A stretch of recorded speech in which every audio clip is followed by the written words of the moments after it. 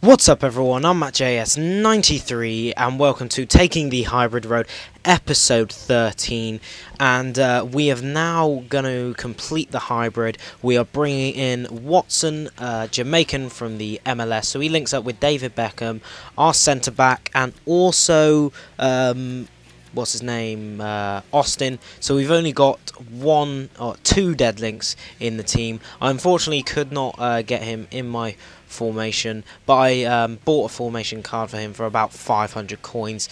I also didn't show me buying him because I actually bought him on my iPhone on the EA Sports FC app, which you can trade on, buy players and send them to your club and stuff. So that was pretty interesting as well. Also, I decided to buy some packs for fitness cards, but unfortunately I did not get any fitness cards whatsoever. I just got a load of really crappy players. Some of them did sell and some of them didn't, so I just stored them back in my club. But I thought I'd open some packs to make it a little bit more enjoyable, because after all, packs are a part of Ultimate Team. I think I bought about 5 packs, but I'm not too sure. That Spanish goalkeeper there looked pretty decent. He could do well in a Spanish bronze team. And after that, we just go into a game, and this player does have a whole Arsenal team. He doesn't have Theo Walcott playing right mid, but he has Aaron Ramsey for some reason. I think he would still only get 7 chemistry. And this was a pretty, not really too high scoring, but it was a pretty intense game. He does get a pretty lucky goal with Oxlade-Chamberlain. He just hit it and pretty much hoped, and that was quite a nice goal from Landon Donovan, cutting in from the wing and doing a few roulettes and stuff like that and putting it away. And that Gudge played a pretty killer ball through the middle and made it 2-1. And I pretty much had a lot of pressure on him from then on, and when he got the ball back in about the 85th minute, he just passed it around his back because he knew the inevitable was going to happen, that I was going to score if I had the ball, and it got me really annoyed. And he also didn't skip the score at the end, which got me even more annoyed. But this second game is definitely a decent watch for you lads as well. He's got a mix of silver and gold Brazilian team.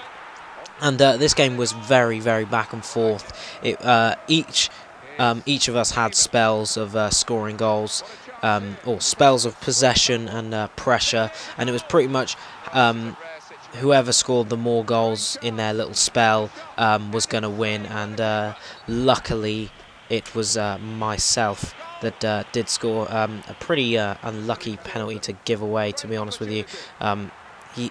He pretty much just ran into my centre-back, Davis, I think it was, or Lescott, and I was a little bit annoyed about it because I think he did equalise from that.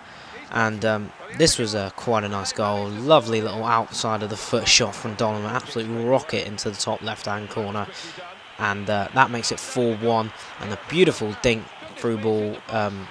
Unfortunate that finesse shot didn't work, but in FIFA 12, if that had happened, it would have gone in, because you know how overpowered finesse shots were. And Jairzinho, this guy looked pretty impressive, to say the least. He scored, I think, 2 goals in this game. That one, he absolutely unleashed the Kraken. And did you see that touch from Miller?